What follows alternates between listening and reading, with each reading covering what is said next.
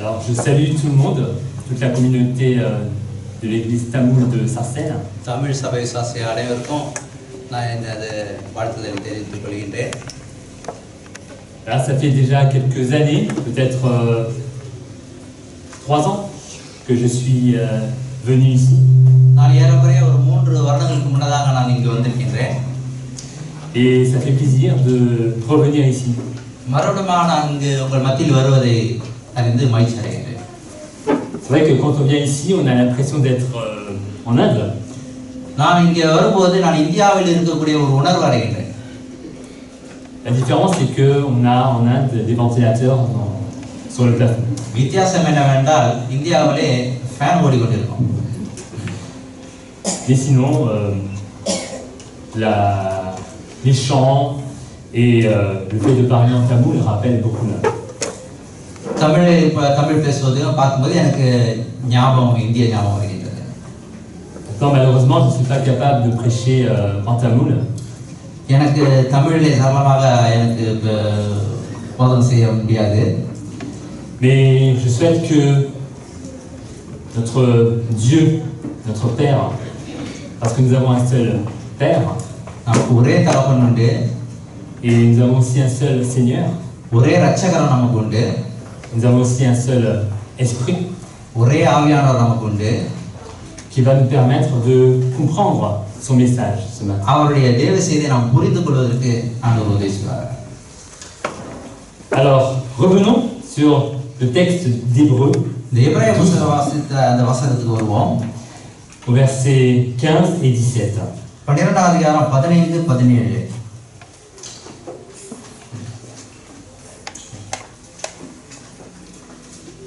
எபிரேயர் 12ஆம் அதிகாரம் 15 17. ஒருவனும் தேவனுடைய கிருபையை இழந்து போகாதபடிக்கும் யாதொரு கசப்பான வேறு முளைத்தெழும்பி கலக்கம் உண்டாக்குகிறதுனால் அநேகர் தீட்டுப்படாதபடிக்கும் ஒருவனும் வேசிக்கல்லனாகவும் ஒருவேளை போஜனத்துக்காக தன் சேஷ்ட புத்திர பாகத்தை விற்று போட்ட ஏசாவை போல சீர்கெட்டவனாகவும் இராதபடிக்கும் எச்சரிக்கையாக. ஏனென்றால் பிற்பாடு அவன் ஆசீர்வாதத்தை சுதந்திரித்துக் கொள்ள விரும்பியும் ஆகாதவன் என்று தள்ளப்பட்டதை அறிவீர்கள். அவன் கண்ணீர் விட்டு கவலையோடு தேடியும் மனமாறுதலை காணாமல் போனான். Alors ce matin, vous l'avez compris, nous allons parler du personnage d'Ésaü. இந்த காலை பொழுதிலே ஏசாவுடைய காரியங்களை பற்றி நான் பேச இருக்கின்றேன். Et dans ce texte, Ésaü est appelé fornicateur et profane. இந்த வசனத்திலே நாம் பார்க்கும்போது ஏசாவை குறித்து பார்க்கும்போது வேசிக்கல்லன் என்று போடப்பட்டிருக்கிறது. Et c'est parce qu'il a vendu son droit d'aînesse. ஏனென்றால் அவன் சேஷ்ட புத்திர பாகத்தை விற்று போட்டான். Alors la question qu'on peut se poser ce matin, இந்த காலை பொழுதிலே நமக்குள்ள ஒரு கேள்வி உண்டாகலாம். est-ce qu'un petit instant de faiblesse இது ஒரு அவனுடைய பலவீனமா? peut-il nous faire perdre une bénédiction éternelle? அது நித்தியமான ஒரு ஆசீர்வாதத்தை எழுத போகக்கூடிய செய்யக்கூடியதா இருக்கிறதா? Nous savons que Adam, à cause d'une faiblesse, d'un moment d'incrédulité, ஆதாமை பற்றி நாம் பார்க்கும்போது அவனுடைய பலவீனத்தின் நிமித்தம் விழுந்ததை நாம் பார்க்கிறோம். voilà, il a chuté. அவன் விழுந்தான். Et aujourd'hui, nous parlons d'Ésaü. இந்த காலை பொழுதிலே நாம் ஏசாவை பற்றி நாம் பார்க்கிறோம். Alors nous allons parcourir un peu la Bible, en tout cas dans le livre de Genèse. வேதத்தினூடாக வசனங்கள் மூலமாக ஆதியாகமத்திலே வருகிற அந்த சரித்திரத்தை பார்ப்போம். Au chapitre 25, 25ஆம் அதிகாரம், verset 27 et 34. ஆதியாகமம் 25ஆம் அதிகாரம் 27 34.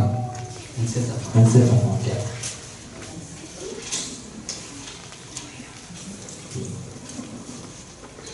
ஆதியாகமம் 25ஆம் அதிகாரம் 27 34. மூத்தவன் சிவந்த நிறமுள்ளவனாயும் சர்வாங்கமும் ரோம அங்கி போலவும் வெளிப்பட்டான். அவனுக்கு ஏசா என்று பெயரிட்டார்கள். பின்பு அவன் சகோதரன் தன் கையினாலே ஏசாவின் குதிகாலை பிடித்துக் கொண்டு வெளிப்பட்டான். அவனுக்கு யாக்கோபு என்று பெயரிட்டார்கள். இவர்களை அவன் பெற்ற போது ஈசாக்கு 60 வயதாக இருந்தான். இந்த பிள்ளைகள் பெரியவர்களான போது ஏசா வேட்டையில் வல்லவனும் வனசஞ்சாரியுமாயிருந்தான். யாக்கோபு குணசாலியும் கூடாரவாசியுமாயிருந்தான். ஏசா வேட்டையாடி கொண்டு ஈசாக்கினுடைய வாய்க்கு ருசிகரமா இருந்ததுனாலே ஏசாவின் மேல் பச்சமா இருந்தாங்க. ரெபேக்காலோ யாக்கோபின் மேல் பச்சமா இருந்தார். ஒரு நாள் ஏசா வெளியிலிருந்து களைத்து வந்தபோது யாக்கோபு கூழ் சமைத்து கொண்டிருந்தான். அப்போது ஏசா யாக்கோபை நோக்கி, அந்த சிவப்பான கூழிலே நான் சாப்பிட கொஞ்சம் தா, இளைத்திருக்கிறேன் என்றான். இதனாலே அவனுக்கு ஏதோம் என்ற பேர் உண்டாயிற்று. அப்போது யாக்கோபு, உன் சிரேஷ்ட புத்திர பாகத்தை இன்று எனக்கு விட்டு போடு என்றான். அதற்கு ஏசா, இதோ நான் சாக போகிறேனே, இந்த சிரேஷ்ட புத்திர பாகம் எனக்கு என்னத்திற்கு என்றான். அப்போது யாக்கோபு, இன்று எனக்கு ஆணையிட்டு கொடு என்றான். அவன் யாக்கோபுக்கு ஆணையிட்டு தன் சிரேஷ்ட புத்திர பாகத்தை அவனுக்கு விட்டு போட்டான். அப்பொழுது யாக்கோபு ஏசாவுக்கு அப்பத்தையும் பயிற்றும் கூழையும் கொடுத்தான். அவன் புசித்து குடித்து எழுந்திருந்து போய்விட்டான். இப்படி ஏசா தன் சிரேஷ்ட புத்திர பாகத்தை அலட்சியம் பண்ணினான். Et nous allons lire un autre passage qui se trouve dans Genèse 27, verset 33 à 41. மேலும் அதே வண்ணமாக வேறொரு அதிகாரத்தில் நாம் பார்க்கின்றோம். Et ça fait référence à ce dont parle l'apôtre Paul dans Hébreux chapitre 12. எபிரேயர் 12வது அதிகாரத்தில் சொல்லப்பட்டது இதற்கு ஒப்பிட்டு அவர் சொல்லுகின்றார். Alors Genèse 27, 33 à 41. ஆதியாகமம் 27 அதிகாரம் 31 இருந்து 34. அவனும் ருசியுள்ள பதார்த்தங்களை சமைத்து தன் தகப்பனண்டைக்கு கொண்டு வந்து தகப்பனை நோக்கி, உம்முடைய ஆத்துமா என்னை ஆசிரியக்கும்படி என் தகப்பனார் எழுந்திருந்து உம்முடைய குமாரனாகிய நான் வேட்டையாடி கொண்டு வந்ததை புசிப்பாராக என்றான். அப்போது அவன் தகப்பனாகிய ஈசாக்கு, நீ யார் என்றான். அதற்கு அவன், நான் உமது மூத்த மகனாகிய ஏசா என்றான். அப்போது ஈசாக்கு மிகவும் பிரமித்து நடுங்கி, வேட்டையாடி எனக்கு கொண்டு வந்தானே, அவன் யார்? நீ வரும் முன்னே அவை எல்லாவற்றிலும் நான் புசித்து அவனை ஆசீர்வதித்தேனே, அவன் ஆசீர்வதிக்கப்பட்டவனாகவும் இருப்பான் என்றான். ஏசா தன் தகப்பனுடைய வார்த்தையை கேட்டவுடனே மிகவும் மனங்கசந்து உரத்த சத்தமிட்டு அலறி தன் தகப்பனை நோக்கி, என் தகப்பனே, என்னை ஆசீர்வதியும் என்றான்.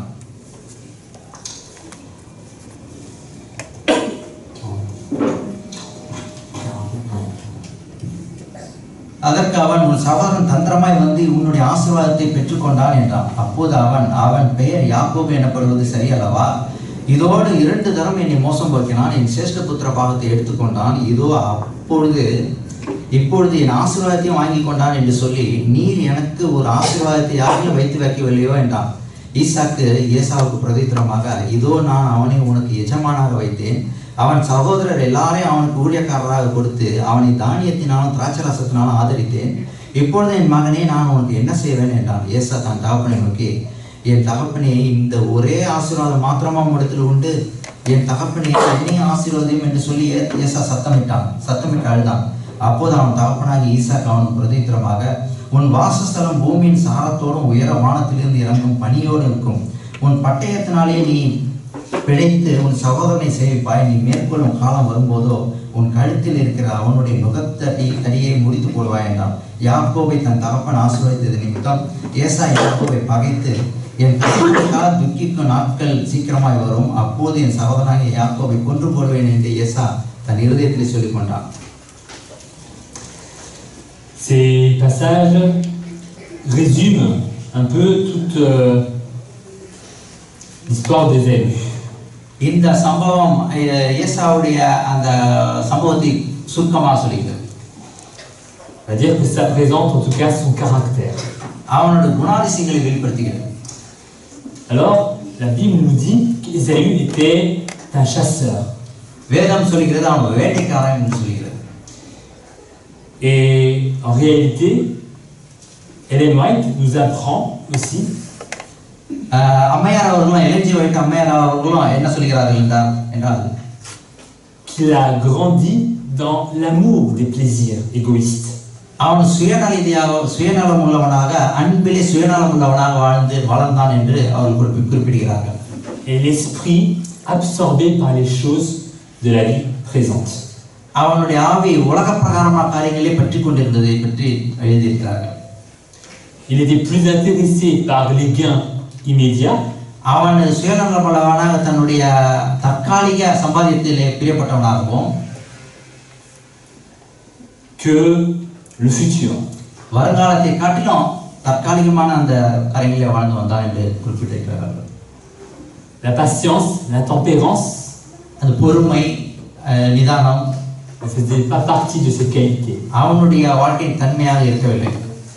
Et pourtant, son père l'admirait pour cela. இருந்தாலும் அவனோட தகப்பன் அவனை மிகவும் நேசித்தான். Mais quand on regarde son frère, Jacob, அவனுடைய சகோதரனாகிய யாக்கோபை நாம் பார்க்கும் பொழுது il est dit qu'il était tranquille அவன் ஒரு அமைதியானவனாக இருந்தான் என்று பார்க்கிறோம். dans les tentes. அவர் கூடாரங்களிலே En réalité, il écoutait l'instruction de ses parents பெற்றோருடைய உபதேசங்களை கவனமாக கேட்டு வந்தவன். et il apprenait ce que c'était la foi. விசுவாசம் என்பது என்ன என்பதை கற்றுக்கொண்டு வரலாம். Et il apprenait à avoir de l'espérance. அவன் நம்பிக்கையை கற்றுக்கொண்டு வளர, L'espérance de la venue du Sauveur. மேசியாவுடைய இரட்சகராகிய மேசியாவுடைய வருகைக்காக நம்பிக்கை வளர்ந்தான். Et nous voyons Isaïe ஏசாவை நாம் பார்க்கும் பொழுது dans cette histoire qui arrive épuisé après une chasse. இந்த சம்பவத்தை நாம் பார்க்கும்போது அவன் வேட்டையாடி மிகவும் களைத்து போய் வருகின்றான். Et il échange son droit d'aînesse அவனுடைய சேஷ்டபுத்திர பாகத்தை விட்டு கொடுக்கிறான் contre un plat de lentilles. ஒரு ஆகாரத்துக்காக கூழுக்காக அவன் விட்டு கொடுக்கிறான். Un plat de lentilles qu'il affectionnait particulièrement. அவன் விசேஷமாக செய்த அந்த ஒரு கூழ் பயிற்ற கூழ். Alors, on peut se poser la question, qu'est-ce que le droit d'aînesse? நமக்குள்ள கேள்வி உண்டாகலாம், சேஷ்டபுத்திர பாகம் என்பது என்ன? Alors, c'est un don précieux இது ஒரு விசேஷமான ஒரு வரம் que le père donnait à son premier-né. தகப்பன் தன்னுடைய முதற்பேரான குமாரனுக்கு கொடுக்கும் ஒரு காரியம். Donner une richesse, ஒரு சம்பாத்தியத்தை, சொத்து, une richesse temporelle, தற்காலிகமான பண காரியங்கள், mais aussi une responsabilité spirituelle. ஆவிக்குரிய பொறுப்பையும். Autrement dit, il n'avait pas qu'un héritage de biens, வேறு விதமாக சொன்னால் நன்மையான ஒரு சுதந்திரம் அல்ல, mais celui qui le reçoit devait être le prêtre de la famille. அதை பெற்றுக்கொள்கிறவன் குடும்பத்துக்கு ஒரு ஆசாரியனாக இருப்பான். Il devait être l'ancêtre du Rédempteur promis. அதை மேசியாவுக்கு இரட்சகரை பிரதிபலிக்கக்கூடிய ஒரு மகனாக திகழ்வான். Alors, ça veut dire que le possesseur du droit d'aînesse avait aussi des obligations. அந்த சேஷ்டபுத்திர பாகத்தை பெறுகிறவன் அவனுக்கு ஒரு சில கடமைகளும் உண்டு. Il devait consacrer sa vie au service de Dieu. அவனுடைய வாழ்க்கையை அவன் ஆண்டவருக்கு அர்ப்பணிக்க வேண்டும். Et il sera soumis aux ordres de l'Éternel. ஆண்டவருடைய கட்டளைகளுக்கு அவன் தன்னை ஒப்புக் கொடுக்க வேண்டும். Et dans tous les domaines de sa vie. தன்னுடைய வாழ்க்கை முழுவதும் ஆண்டவருக்கு அர்ப்பணிக்க வேண்டும். Il devait donc obéir en ce qui concerne son mariage. அவன் தன்னுடைய திருமண காரியங்களுக்கு தன்னை அர்ப்பணிக்க வேண்டும், கீழ்ப்படிய வேண்டும். Ses relations familiales. தன்னுடைய குடும்ப காரியங்களிலும் கீழ்ப்படிய வேண்டும். Et sa vie publique. சமுதாயத்திற்கும் அவன் கீழ்ப்படிய வேண்டும். Et on peut aussi rapprocher ce que Dieu dit du premier-né au peuple d'Israël. இஸ்ரவேல் மக்களை பற்றி ஆண்டவர் சேஷ்டபுத்திரத்தை பற்றி கூறுவதையும் நாம் பார்க்கலாம். Si on lit Exode chapitre 4 versets 22 et 23, யாத்ராகமம் 4 அதிகாரம் 22 24 படிக்கும்போது nous voyons que Dieu appelle son peuple son premier-né. ஆண்டவர் அந்த தம்முடைய மக்களை பற்றி சொல்லும்போது சேஷ்டபுத்திரத்தை பற்றி சொல்கிறார். 4 22 et 23. யாத்ராகமம் 4 அதிகாரம் 22 23. அப்பொழுது நீ பார்வோனோடு சொல்ல வேண்டியது என்னவென்றால், இஸ்ரவேல் என்னுடைய குமாரன், என் சேஷ்டபுத்திரன். எனக்கு ஆராதனை செய்யும்படி என் குமாரனை அனுப்பிவிடு என்று கட்டளையிடுகிறேன். அவனை விடமாட்டேன் என்பாயாகில் நான் உன்னுடைய குமாரனை உன் சேஷ்டபுத்திரனை சங்கரிப்பேன் என்று கர்த்தர் சொன்னார் என்று சொல்லுகிறார். Israël est appelé le premier-né. இஸ்ரவேல் என்னுடைய முதல் குமாரன் என்று வேதம் சொல்கிறது. Et il est aussi appelé à servir l'Éternel. அதே நேரத்திலே ஆண்டவரை சேவிக்கும்படியாக அழைக்கப்பட்டவர் ஒரு ஜனம். Et on sait que Dieu a promis au peuple de grandes bénédictions. ஆண்டவராவது மக்களுக்கு மிகப்பெரிய ஆசீர்வாதத்தை ஒரு வாக்குத்தத்தம் பண்ணினார். Mais il lui a confié une mission, un devoir. அதே நேரத்தில் ஆண்டவர் தம்முடைய பிள்ளைகளுக்கு ஒரு ஊழியத்தையும் நியமித்து வைத்தார். Celle d'être la lumière des nations. தேசங்களுக்கு வெளிச்சமாக இருக்கும்படியாகவும் ஆண்டவர் அந்த தேசத்தை தெரிந்து கொண்டார். De rayonner, de faire rayonner la gloire de Dieu. ஆண்டவருடைய மகிமையை அவர் வெளிப்படுத்தும்படியாக தெரிந்து கொள்ளப்பட்ட மக்கள். Alors revenons à Ésaü. ஏசாவுக்கு மறுபடியும் வருவோம். Il est dit qu'il est un fornicateur. அவன் ஒரு வேசிக்கல்லன் என்று வேதம் சொல்கிறது. Fornication வேசித்தனம் désigne au sens premier les plaisirs de la chair. சரீர பிரகாரமான இன்பத்தை குறிக்கிறது முதல் அர்த்தம். Alors en français on a adultère, fornication, prostitution. Mais je crois qu'en tamoul c'est les mêmes mots. வேசித்தனம் பிரான்சில நிர்ணயமாக போடப்பட்டிருக்கிறது. தமிழில் வேசித்தனம் விபச்சாரம் என்று அர்த்தங்கள் கொடுக்கப்பட்டிருக்கிறது. Et ces mots ont comme en grec இவ்வார்த்தைகள் கிரேக்க மொழியிலே ont comme racine pornéa. பொர்னேயா என்ற வார்த்தை உபயோகிக்கப்பட்டிருக்கிறது. Donc vous connaissez, ça donnait pornographie par exemple. அந்த அசிங்கமான படங்களை குறிக்கிறதா இருக்கிறது. Et c'est dans la Bible utilisé pour parler du peuple d'Israël. வேதத்திலே இஸ்ரவேல் மக்களை வர்ணிக்கும் வண்ணமாக quand le peuple abandonne Dieu ஆண்டவரை விட்டு பின்வாங்கி செல்லும் பொழுது pour se donner à d'autres dieux. வேறு தெய்வங்களை வணங்க போகும் பொழுது இந்த வார்த்தை உபயோகிக்கப்படுகிறது. Ça fait référence à l'infidélité du peuple d'Israël. ஆண்டவர் இஸ்ரவேல் மக்கள் ஆண்டவருக்கு நன்றியை அறிதல் இல்லாதவர்களாக இருப்பதை குறிக்கிறது. À ce peuple à qui Dieu avait donné de grandes promesses. ஆண்டவர் அந்த தேசங்களுக்கு அந்த தேசத்துக்கு மிகப்பெரிய வாக்குத்தத்தம் பண்ணியிருந்த அந்த தேசம். Et c'est en ce sens, on peut dire que Ésaü a été un fornicateur. இந்த அர்த்தத்திலே தான் இந்த ஏசாவும் வேசிக்கல்லன் என்று குறிப்பிடப்பட்டிருக்கிறது. Parce qu'il a montré du mépris. ஏனென்றால் அவன் அசட்டை பண்ணனாகவும் அலட்சியம் செய்தவனாக இருக்கிறான். Envers la promesse que Dieu avait faite à son père.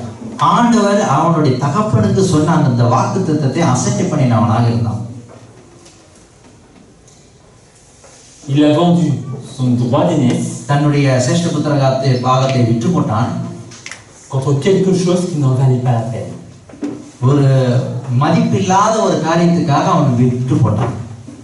Il s'est livré à la satisfaction de son appétit. தன்னுடைய பசிக்கு திருப்தி அடைவதற்காக இந்த காரியத்தை செய்தான். Il a méprisé les responsabilités. தன்னுடைய பொறுப்பையும் அசட்டை பண்ணினான். கடமையையும் அசட்டை பண்ணினான். Il est appelé aussi profane.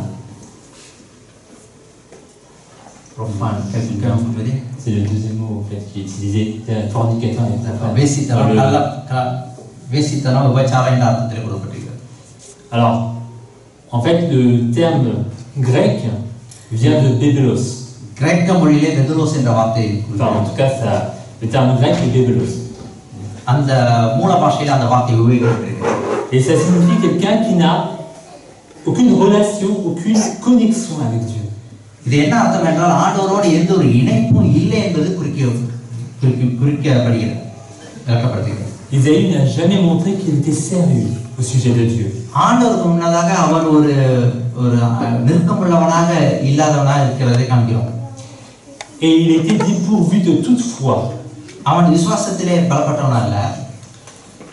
Je vous rappelle, il était, contrairement à Jacob, il était dans les champs, il était un chasseur. யாக்கோபை காட்டிலும் யாக்கோபுக்கு ஒப்பிட்டு பார்க்கும்போது இவன் ஒரு வேட்டைக்காரனாக இருந்தான். Il n'a donc pas écouté l'instruction de ses parents. அவனுடைய பெற்றோருடைய உபதேசங்களை அவன் கேட்காதவனாக இருந்தான். ஆலோசனையை கேட்காதவனாக இருந்தான். Il a donc méprisé son droit d'aînesse. தன்னுடைய சேஷ்ட புத்திர பாகத்தை அசட்டை பண்ணினான். Parce que c'était une question spirituelle. ஏனென்றால் இது ஆவிக்குரிய ஒரு காரியமாக இருந்தது. Et c'est pour ça qu'il a vendu ce droit d'aînesse pour un instant de plaisir. ஒரு தற்காலிக ஒரு இன்பத்துக்காக இதனால் தான் அவன் தன்னுடைய சிரேஷ்ட புத்திர பாகத்தை விற்று போட்டான். Ésaü a vendu la chose la plus importante de sa vie தன்னுடைய வாழ்க்கையில மிக பெரிய ஒரு காரியத்தை அவன் விற்று போட்டான். pour quelque chose, pour de la nourriture. ஆகாரத்துக்காக, ஒரு சாதாரண ஒரு ஆகாரத்துக்காக அவைகளை விற்று போட்டான். Alors la question qu'on peut se poser, est-ce que le chrétien a aussi un droit d'aînesse? நமக்குள்ள வேற கேள்விகள் இருக்கலாம். கிறிஸ்தவர்களுக்கும் அந்த சிரேஷ்ட புத்திர பாகம் உண்டா? Et donc, avons-nous un héritage? நமக்கும் ஒரு சுதந்திரம் உண்டா? On va lire dans Romains 8, verset 17. ரோமர் 8 அதிகாரம் 17 வசனத்தை வாசிப்போம். ரோமர் 8:17. நாம் பிள்ளைகளானால் சுதந்திரமாமே, தேவனுடைய சுதந்திரரும் கிறிஸ்துவுக்கு உடன் சுதந்திரரும் ஆமே. கிறிஸ்துவுடனே கூட நாம் மகிமைப்படும்படிக்கு அவருடனே கூட பாடுபட்டால் அப்படி ஆகும். Alors je vais juste aussi lire en français. Et si nous sommes enfants, nous sommes aussi héritiers, héritiers de Dieu et co-héritiers de Christ, si toutefois nous souffrons avec lui, afin que nous soyons aussi glorifiés avec lui.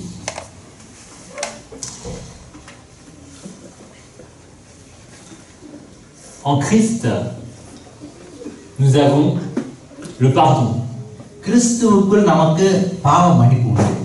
la réconciliation, அவரோடு இணைவது, அவரோடு ஒப்புரவாகுதல், le salut, ரட்சிப்பு, le salut éternel. நித்தியமான ரட்சிப்பு. Et nous sommes scellés par l'Esprit Saint. பரிசுத்தாவியானவரால் நாம் முத்திரையிடப்படுகின்றோம். Ce même esprit qui était promis à Abraham. இதே ஆவியானவர் தான் ஆதாமுக்கும் வாக்குத்தத்தம் பண்ணப்பட்டது. Lisons Galates 3:14. கலாத்தியர் 3 அதிகாரம் 14 வசனத்தை பார்ப்போம்.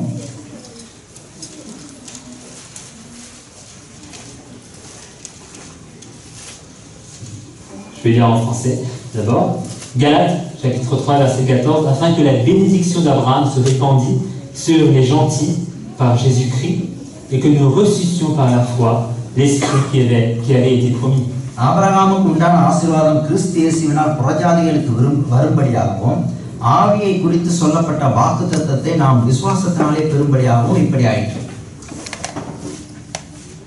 Nous sommes donc par l'esprit participants de Christ.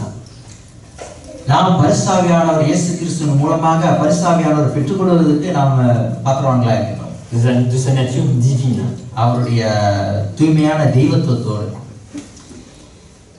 Et donc nous portons les fruits de l'esprit. ஆவியின் கனிகளை நாம் பெற்றுக்கொண்டவர்களாக இருக்கின்றோம். Et c'est en contradiction avec les fruits de la chair. சரீர கனிகளுக்கு மாறாக இருக்கின்றது.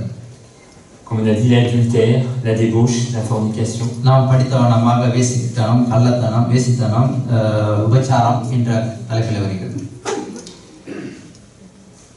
Et aussi les excès de table. இச்சை அடக்கத்தை பற்றியும் வருகிறது. Et donc, si nous échangeons toutes ces bénédictions நம்ம இந்த விதமான ஆசீர்வாதங்களை வேறு காரியங்களுக்காக விற்று போட்டால், pour des choses de néant, தேவையில்லாத காரியங்களுக்காக விற்று போட்டால், nous vendons notre vie éternelle. நம்முடைய நித்திய வாழ்வை நாம் விற்று போடுகிறவர்களாக இருப்போம். Et lisons aussi 1 Samuel 12 verset 21. 1 Samuel 12 அதிகாரம் 21 வசனத்தை வாசிப்போம்.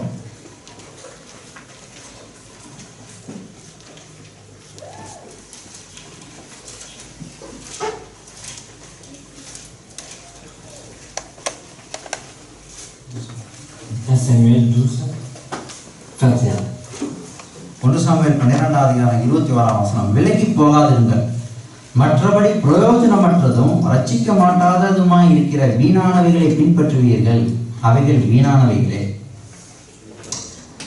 Les choses de néant. வீணான காரியங்கள். Qu'est-ce que peuvent être ces choses de néant? அந்த வீணான காரியங்கள் எதுவாக இருக்கும்? Alors, je vais prendre une citation d'Ellen White. Ellen White அம்மையாருடைய ஒரு வாசகத்தை நான் உங்கள் மத்தியில் வாசிக்கின்றேன். Conseil à l'économe. Dans Conseil à l'économe. பொருளாதார காரியங்களுக்கு அவர்கள் கொடுத்த ஆலோசனைகள். La possession des choses terrestres.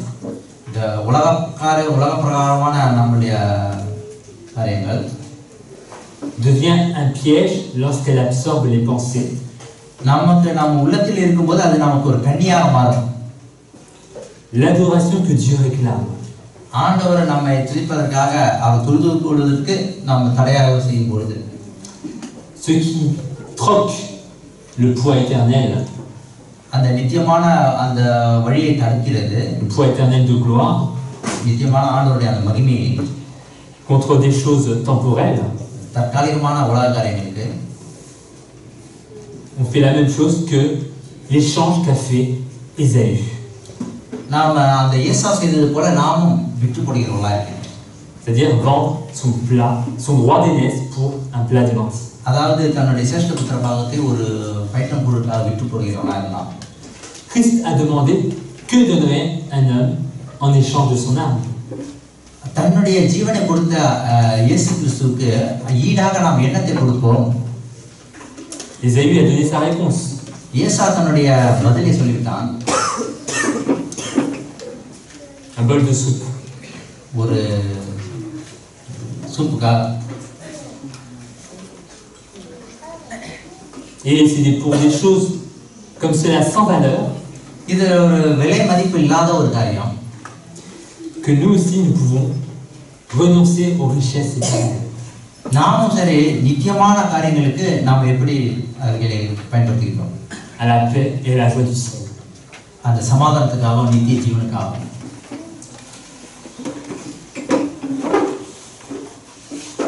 Adam, nous avons dit, a été tenté, comme aussi sur le plan de la nourriture. ஆகார விஷயத்திலும் ஆதாமும் அவன் சோதிக்கப்பட்டான். Nous avons vu Ésaü. ஏசாவை பற்றியும் பார்த்தோம். C'était l'échec. இது தோல்வியாக தான் முடிந்தது. Christ a été tenté par la nourriture. இயேசு கிறிஸ்து ஆகார விஷயத்தில் அவர் சோதிக்கப்பட்டார். Il a remporté la victoire. அவர் வெற்றி கொண்டார். Nous sommes co-hérités de Christ. கிறிஸ்துவுடன் கூட நாம் பங்காளிகளாக இருக்கிறோம். Nous sommes aussi amenés à être victorieux. நாமும் வெற்றி பெற ஆண்டவர் விரும்புகிறார். L'apôtre Paul dit que nous sommes plus que vainqueurs. அப்போஸ்தலனாகிய பவுல் சொல்கிறார் நாம் வெற்றி கொண்டவர்களுக்கு மேலாக இருக்கின்றோம் என்று சொல்கிறார். Par la foi. விசுவாசத்தினாலே. Avons-nous la foi? நமக்கு விசுவாசம் உண்டா? Avons-nous l'espérance? நமக்கு நம்பிக்கை உண்டா? Même les larmes n'y pourront rien. Même les larmes n'y pourront rien. அழுகையும் சரி அது ஒன்றும் செய்யாது. கண்ணீரும். Parce que après, Ésaü a réclamé la promesse. அந்த ஏசா அந்த bénédiction plutôt. அந்த ஏசாவான மறுபடியும் ஆசீர்வாதத்தை விரும்பினான்.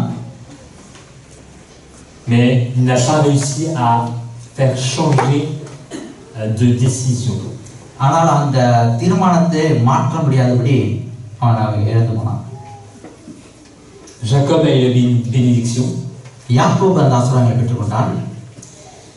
Et même si, bien qu'il l'ait cherché avec larmes, bien qu'Ésaü l'ait cherché avec larmes, அந்த ஏசாவானவன் அழுகையோடு கேட்டாலும் சரி, il n'a pas obtenu de bénédiction. அந்த ஆசீர்வாதங்களை பெற்றுக்கொள்ளாதவனாக தான் இருந்தான். Remarquez qu'Ésaü n'a pas cherché le droit d'aînesse en tant que responsabilité. அந்த ஏசாவை பெற்று பார்க்கும்போது அந்த பொறுப்புகளை அவனா தேடிக்கொள்ளவில்லை. Mais il a cherché l'héritage. அவன் சுதந்திரத்தை தேடினான். La bénédiction. ஆசீர்வாதங்கள். Mais il ne chercha pas Dieu. ஆனால் ஆண்டவரை அவன் தேடவில்லை. Il chercha la chose. அவன் இந்த காரியத்தை தேடினான். Mais il ne chercha pas Dieu. ஆனால் ஆண்டவரை அவன் தேடவில்லை.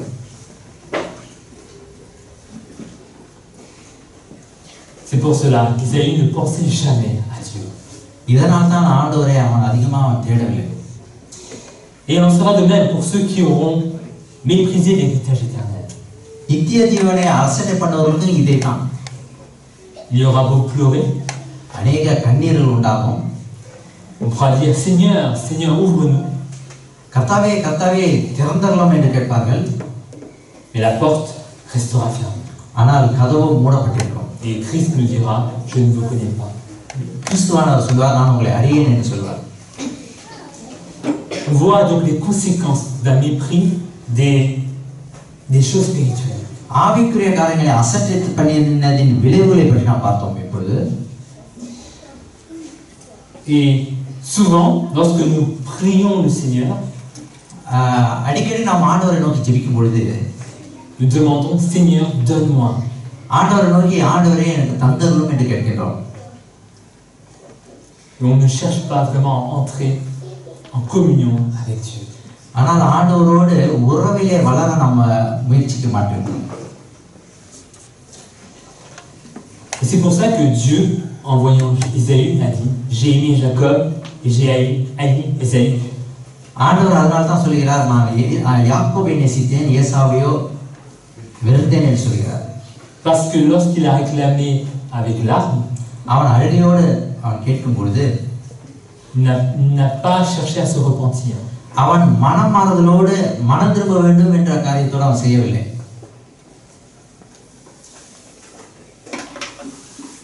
Donc, ce qui est important pour le chrétien, கிறிஸ்தவனுக்கு எது முக்கியம் என்றால், c'est véritablement de rechercher la présence de Dieu.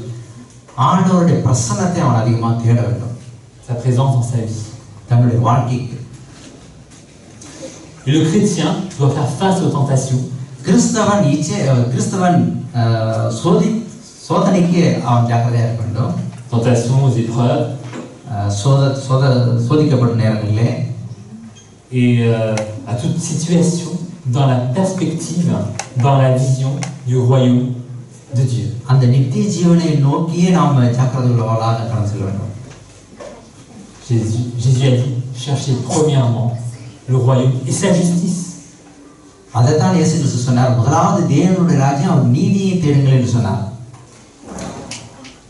Alors, il est dit dans le texte de Hébreux 12, எபிரேயர் 12வது அதிகாரத்தில் சொல்லப்பட்டிருக்கிறது, de veiller à ce qu'il n'y ait de fornicateurs et de profanes. உங்களுக்குள் வேசித்தனமும் இல்லாதபடி ஜாக்கிரதையாக இருங்கள் என்று சொல்லப்பட்டிருக்கிறது. Alors, est-ce que dans l'église, peut-être ici, mais dans l'église en général, பொதுவாக சபையிலே, universelle, l'église mondiale, உலக சபையிலே, est-ce qu'il y a des Ésaü? இதே வண்ணமான ஏசாக்கள் இருக்கிறார்களா? Certainement. நிச்சயமாக. Mais est-ce que c'est à moi d'aller les chercher? நான் தான் அவர்களை தேட வேண்டுமா? De les pointer du doigt? அவர்களை கை காட்டி சொல்ல வேண்டுமா? Non. இல்லை.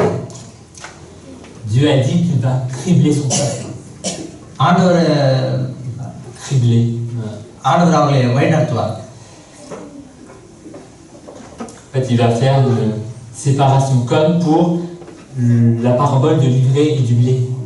அந்த ஓமைகளை பற்றி கதிர், அந்த ஓமைகளை பற்றி போது ஆண்டவராக நான் பிரிப்பேன் என்று சொல்கிறார்.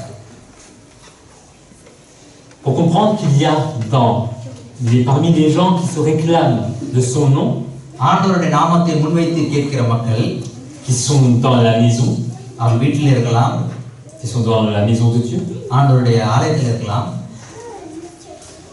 elles ne sont pas sincères envers Dieu. அவர்கள்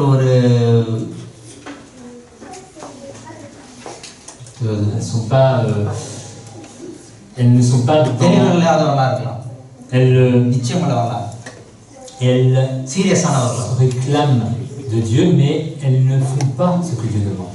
ஆண்டவர் கேட்பதை அவர்கள் கேட்கிறவர்களாக இருக்கலாம், ஆண்டவர் விரும்புகிறதை செய்யாதவர்களாக இருக்கலாம். En méprisant les réalités, les choses spirituelles. ஆவிக்குரிய காரியங்களை அசட்டை பண்ணுகிறவர்களாக இருக்கலாம். Ne vendons pas donc notre futur pour les choses de maintenant. தற்காலிகமான காரியங்களுக்கு, வருங்காலத்தை காரியங்களுக்கு நம்ம அசட்டை பண்ணுகிறவர்களாக இருக்கக்கூடாது. Ne vendons pas notre droit d'aînesse, nos bénédictions, notre héritage. சேஷபுத்திர பாகமாகிய அந்த ஆசீர்வாதங்களை நாம் விட்டு போடக்கூடாது. Et que personne ne se prive de la grâce. யாரும் அந்த கிருபையை விட்டு நாம் விலகி செல்லக்கூடாது. Parce que, comme Ésaü, je peux moi-même me priver de cette grâce. ஏசாவை போல நானும் அந்த கிருபையை விட்டு விலகிறவனா இருப்பேன். Et être ainsi un fornicateur et un profane. இதனமாக வேசித்தனம் உள்ளவனாகவும் விபசாரக்காரனவனாகவும் இருக்கக்கூடும். Et j'aimerais terminer avec ce texte de 2 Pierre. 2 பேதுரு உள்ள வசனத்தை சொல்லி நான் முடித்துக் கொள்கின்றேன்.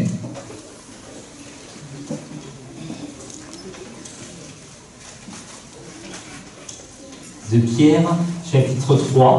2 பேதுரு 3ஆம் அதிகாரம் versets 13 et 14. 13-14 வசனங்கள். அவருடைய வாக்குத்தத்தத்தின்படியே நீதி வாசமாய் இருக்கும் புதிய வானங்களும் புதிய பூமியும் உண்டாகும் என்று காத்திருக்கிறோம். ஆகையால் பிரியமானவர்களே, இவைகள் வர காத்திருக்கிற நீங்கள் கரையற்றவர்களும் பிழையில்லாதவர்களுமாய் சமாதானத்தோடு அவர் சந்நிதியில் காணப்படும்படி ஜாக்கிரதையா இருங்கள். Que le Seigneur puisse bénir cette lecture et cette parole. இந்த வார்த்தையை இந்த வசனங்களை ஆண்டவர் தாமே ஆசீர்வதிப்பாராக. Amen. ஆமென்.